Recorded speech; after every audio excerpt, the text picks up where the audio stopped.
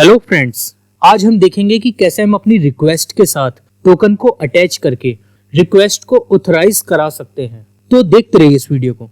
मेरा नाम है अनूप और आप देख रहे हैं यूएक्स ट्रेंड।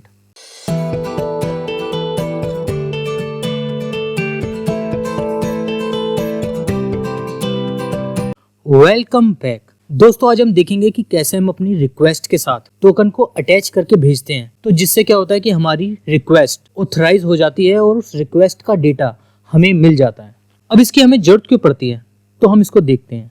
तो मैं क्या करता हूँ, सबसे पहले कंसोल ओपन कर लेता हूँ। अब मैं इसमें लॉगिन करता हूँ।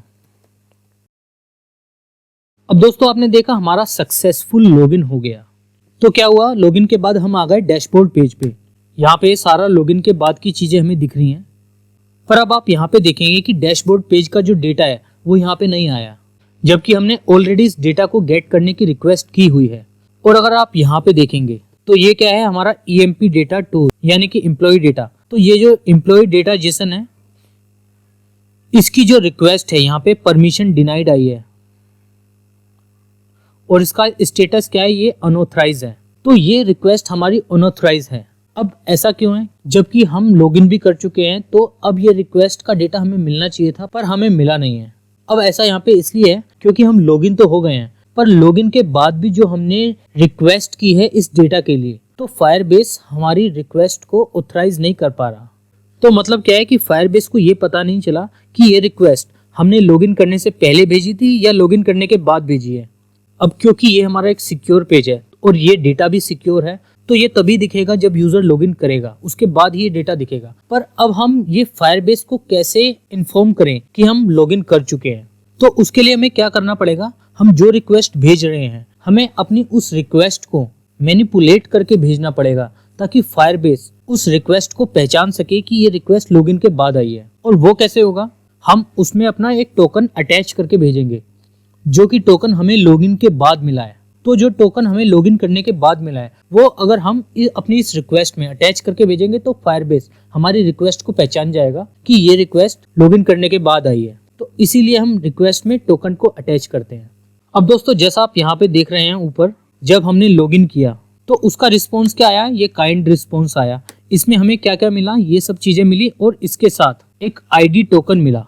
और ये ID टोकन क्या है, ये हमारा टोकन है। अब ये टोकन अगर हम अपनी रिक्वेस्ट के साथ अटैच करके भेजेंगे तो फायरबेस पहचान जाएगा। तो अब हमें यही करना है, इस टोकन को करना है अटैच अपनी रिक्वेस्ट के साथ और उसके बाद अपनी रिक्वेस्ट को भेजना है सर्वर पे, और फिर हमें हमारा डेटा सक्सेसफुली मिल जाएगा। अब ये कैसे करेंगे, इसको करने के लिए चलते हैं हम अपनी ऑथ सर्विस में।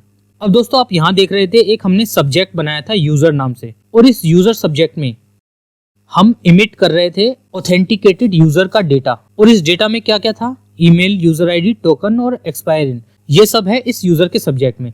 तो अब हमें इसमें से क्या चाहिए, हमें चाहिए टोकन। अब दोस्तों इसके लिए हम क्या करते हैं, हमें अपने सब्जेक्ट को थोड़ा सा चेंज करना पड़ेगा।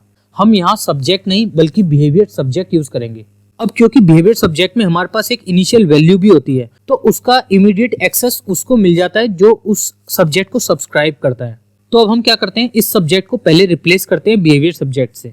तो मैं यहाँ लिखता हूँ बिहेवियर सब्जेक्ट, मैं यहाँ क्लिक कर लेता हूँ तो ऑटो इंपोर्ट हो जाएगा। मैं ये वाला सब्जेक्ट यहाँ से हटा देता हूँ। अब आपने देखा यहाँ पे एरर आ गई, क्यों, क्योंकि बिहेवियर सब्जेक्ट में हमें शुरू में एक इनिशियल वैल्यू सेट करके रखनी पड़ती है। तो हम क्या कर देते हैं, नल, कि मतलब शुरू में नल है। अब क्या होगा, अगर कोई इस यूजर को सब्सक्राइब करेगा तो उसे शुरू में वैल्यू क्या मिलेगी, नल। तो उस समय हमारे उस टोकन की वैल्यू भी नल ही होगी। और उसके बाद जब हम लॉगिन कर लेंगे तो यूजर ऑथेंटिकेट हो जाएगा, तो टोकन की वैल्यू यूजर सब्जेक्ट में टोकन में आ जाएगा। अब दोस्तों इसके बाद हमें क्या करना है, ये है हमारा डैशबोर्ड पेज। और यहाँ पे हम कौन सी रिक्वेस्ट भेज रहे थे, EMP डेटा 2.json, ये अनऑथराइज आ रही है। तो हमें इस रिक्वेस्ट के साथ फिलहाल वो टोकन अटैच करके भेजना है। तो हम चलते हैं डैशबोर्ड पेज पे। तो अब डैशबोर्ड पेज पे हमारे कुछ मेथड्स हैं, जिसमें एक क्या है, ऑन गेट यूजर। और इस गेट यूजर पे क्या हो रहा है, हम डेटा को फैच कर रहे हैं। और ये हमारा कहाँ है, डिजाइन यूटिलिटी सर्विस में लिखा है। तो ये वो मेथड है फैच डेटा का।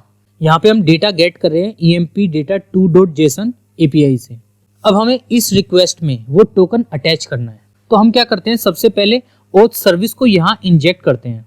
तो हम यहाँ लिखेंगे प्राइवेट अंडरस्कोर ओथ सर्विस और उसके बाद ओथ सर्विस। मैं यहाँ क्लिक कर लूंगा तो ऑटो इंपोर्ट हो जाएगा ऊपर। अब इसके बाद हम क्या करेंगे, जहाँ पे हम डेटा फैच कर रहे हैं वहाँ पे हम क्या करेंगे, this dot underscore oath service dot user dot subscribe. तो हमें यूजर यहाँ पे चाहिए, तो हमें ऐसे यूजर को सब्सक्राइब करना पड़ेगा। पर यहाँ पे हमें ऐसा कोई ऑन गोइंग सब्सक्रिप्शन नहीं चाहिए। ये user time to time change नहीं होने वाला। ये यूजर एक बार लॉगिन होगा और उसके बाद वो लॉगिन ही रहेगा जब तक वो लॉगिन होगा, और जब वो लॉग आउट हो जाएगा तो इस रिक्वेस्ट का कोई काम ही नहीं है तब, क्योंकि ये सिर्फ लॉगिन यूजर के लिए ही यूज हो रहा है फेच डेटा। तो इसीलिए हम क्या चाहते हैं कि एक बार यूजर का डेटा आए, उसके बाद यूजर एक बार आने के बाद यूजर को हम अनसब्सक्राइब कर दें, क्योंकि उसके बाद उसका कोई यूज नहीं है। तो उसके लिए यहाँ पे एक ऑपरेटर होता है। अगर आपको याद हो, मैंने अपनी RxJS सीरीज में आपको एक बताया था टेक ऑपरेटर, हम यहाँ पे वो यूज करेंगे। तो हम क्या लिखेंगे, डॉट पाइप और इसमें टेक। यहाँ पे मैं क्लिक कर लूंगा तो ये ऑटो इंपोर्ट हो जाएगा। ये ऊपर ऑटो इंपोर्ट हो गया RxJS ऑपरेटर से। इसमें हमें नंबर डालना है, 1 डाल देंगे हम, कि हमें एक ही वैल्यू चाहिए यूजर की। अब दोस्तों उसके बाद क्या होगा, हमारा वो टोकन जो हमें चाहिए था वो कहाँ तक आ चुका है, वो यहाँ तक आ चुका है अभी। पर हमें वो किसके साथ भेजना है, इस वाली रिक्वेस्ट के साथ भेजना है। तो ये भी हमारा एक ऑब्जर्वेबल है और ये भी हमारा एक ऑब्जर्वेबल है। पर हम क्या चाहते हैं कि जब तक इस यूजर वाले सब्जेक्ट से, या फिर हम कह सकते हैं कि इस यूजर ऑब्जर्वेबल से वो टोकन ना मिल जाए, तब तक ये रिक्वेस्ट ना जाए। तो अब हम यहाँ पे एक और ऑपरेटर यूज करेंगे, और वो क्या होगा, एग्जॉस्ट मैप। अब दोस्तों एग्जॉस्ट मैप क्या करता है, वो जब तक एक चीज के साथ काम कर रहा होता है और उसके बीच में उसको कुछ भी और मिलता है, तो वो किसी भी चीज को सब्सक्राइब नहीं करता, बाकी सब चीजों को इग्नोर करता है। और अगर आपको एग्जॉस्ट मैप के बारे में ज्यादा जानना है तो मैंने RxJS की सीरीज में एग्जॉस्ट मैप के ऊपर एक पूरी वीडियो बना रखी है, आप वहां पे जाके समझ सकते हैं कि एग्जॉस्ट मैप क्या करता है। अगर आप मेरे चैनल में जाएंगे तो आपको एग्जॉस्ट मैप की एक पूरी वीडियो मिल जाएगी। ये वो वीडियो है। इस वीडियो में आपको डिटेल में पता लग जाएगा कि एग्जॉस्ट मैप क्या करता है। अब हम क्या करेंगे, एग्जॉस्ट मैप में हमें कैसे यूज करना है, वैसे ही जैसे हम सब्सक्राइब वगैरह सब यूज करते हैं, RES और इस टाइप से। तो RES की जगह हम यहाँ पे लिख लेते हैं यूजर, क्योंकि हमें यूजर मिल रहा है। अब दोस्तों टोकन कहाँ तक ले आए, हम यहाँ तक ले आए, बट हमें भेजना कहाँ है, इस रिक्वेस्ट के साथ भेजना है। तो अब हम क्या करेंगे, इस रिक्वेस्ट को इस एग्जॉस्ट मैप के अंदर भेजेंगे। तो वो हम कैसे करेंगे, हम इसको लाइन को यहाँ से कट करेंगे और इसको यहाँ डाल देंगे, और इसके बाद हम यहाँ पे देंगे कोमा, और उसके बाद हमें यहाँ पे अपना टोकन अटैच करना है। अब दोस्तों हर API, हर बैकएंड का तरीका अलग अलग होता है टोकन को अटैच करने का। मोस्ट API में टोकन को हेडर में अटैच करके भेजना पड़ता है, पर फायरबेस में क्या होता है, हम टोकन को अटैच करते हैं क्वेरी पैरम में। और क्वेरी पैरम में अटैच करने के लिए हमें क्या करना पड़ेगा, हमें यहाँ लिखना है पैरम्स और इसके बाद न्यू HTTP पैरम्स। मैं यहाँ क्लिक कर लूंगा तो ये ऑटो इंपोर्ट हो जाएगा एंगुलर कॉमन HTTP से। इसके बाद हमें क्या करना है, डॉट सेट, यहाँ पे हम क्या लिख लेते हैं, ओथ लिख लेते हैं, और उसके बाद कोमा देके हमें क्या लिखना है, हमारा टोकन कहाँ तक आ गया था, इस यूजर तक, तो ये यूजर यहाँ पे, और डॉट टोकन। तो अब क्या हुआ, हमने ये टोकन अटैच कर लिया इस रिक्वेस्ट के साथ। अब दोस्तों हमें क्या करना है, अब इस रिक्वेस्ट के साथ हम और क्या क्या कर रहे थे, हम यहाँ पे पाइप यूज कर रहे थे और पाइप में मैप यूज कर रहे थे ये। तो हम क्या करते हैं, हम इस मैप को भी यहाँ से कट कर लेते हैं और इस पाइप को हटा देते हैं, क्योंकि जब हमने ऑलरेडी पाइप यहाँ बना रखा है तो हम वही यूज करते हैं। तो ये है टेक, उसके बाद ये है एग्जॉस्ट मैप, ये यहाँ खत्म हो रहा है तो यहाँ कोमा दे के हम पेस्ट कर देते हैं। तो हमने वो मैप भी इसी वाले पाइप में इंक्लूड कर लिया। अब हम समझते हैं होगा क्या, हमने क्या किया, this dot oath service dot user, हमने इस यूजर सब्जेक्ट का एक्सेस किया और यहाँ पे हमने यूज किया पाइप में टेक, तो हमें सिर्फ एक वैल्यू मिली यूजर की। उसके बाद हमने यूज किया एग्जॉस्ट मैप, तो इस यूजर का टोकन आया यहाँ पे इस यूजर में। इस यूजर के बाद हमने एग्जॉस्ट मैप में एक और रिक्वेस्ट करी, और वो रिक्वेस्ट क्या थी, हमारी एम्प्लॉय डेटा की। और इस एम्प्लॉय डेटा में हमने यहाँ पे क्वेरी पैरम के थ्रू यूजर का टोकन अटैच कर दिया और उसके बाद इसी रिक्वेस्ट पे हमने मैप भी यूज कर रहे थे तो मैप भी हमने यहाँ लगा दिया। अब हम क्या करेंगे, हम यहाँ पे इसको सब्सक्राइब नहीं करेंगे क्योंकि हम पहले भी सब्सक्राइब नहीं कर रहे थे, सब्सक्राइब हम इसको कंपोनेंट में कर रहे थे। अब हम क्या कर देंगे, इस पूरी रिक्वेस्ट को रिटर्न कर देंगे। अब हम सेव करेंगे, अब हम चेक करेंगे। अब मैं यहाँ पे लॉगिन करता हूँ। अब दोस्तों आपने देखा जैसे ही हम लॉगिन हुए और हम डैशबोर्ड पेज पे आए तो डैशबोर्ड पेज से एम्प्लॉय डेटा की रिक्वेस्ट गई और जिस रिक्वेस्ट में हमने टोकन अटैच किया था तो अब आपने देखा वो एम्प्लॉय का डेटा हमें यहाँ पे मिल रहा है। अब हमारी ये रिक्वेस्ट ऑथराइज हो चुकी है और यहाँ पे भी कोई एरर नहीं आया।